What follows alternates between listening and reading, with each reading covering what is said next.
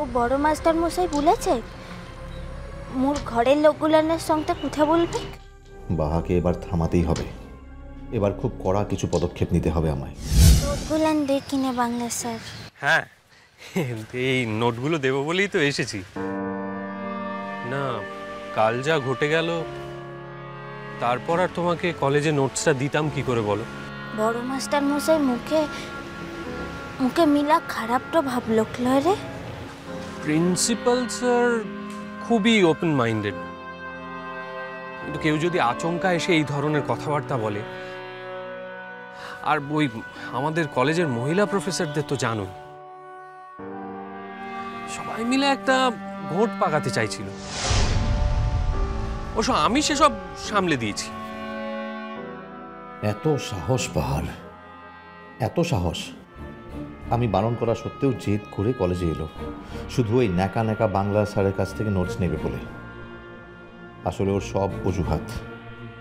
আচ্ছা, ওই বাংলার স্যারটা কি ওর মাথাটা বিগড়চ্ছে, তাই ও এরকম অ্যাটিটিউড করছে আজকাল আমার সঙ্গে?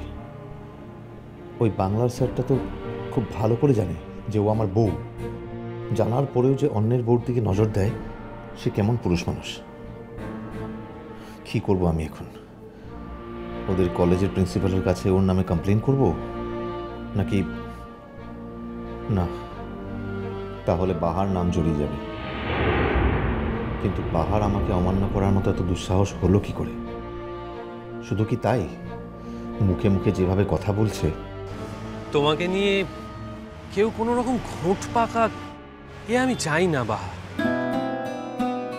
অবশ্য প্রিন্সিপাল স্যার বলেছেন যে তোমার বাড়ির লোকজনের সঙ্গে একবার কথা বলবে।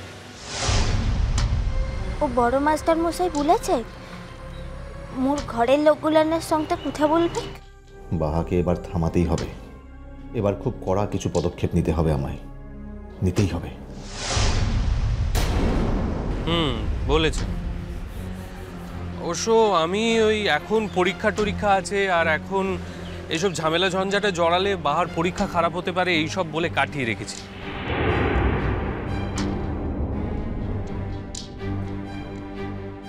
কিন্তু তুমি এটা তো মানবে, স্যার কিন্তু তোমার জন্য অনেক ব্যাংক করেছেন। তুমি বরং এগুলো রাখো, নাও। পরীক্ষায় কিন্তু সবচেয়ে ভালো নম্বর পেতে হবে। আমি কিন্তু তুমি পরীক্ষা দেবে বলে রাত জেগে এই সেটটা তৈরি করেছি। কেমন? খুব ভালো।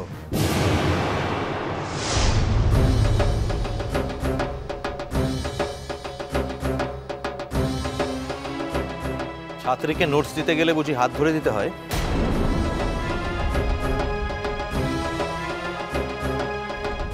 এইসব আপনি কি বলছেন? হাত ধরে মানে আমি তো একটা অন্য কথা বলবার জন্য।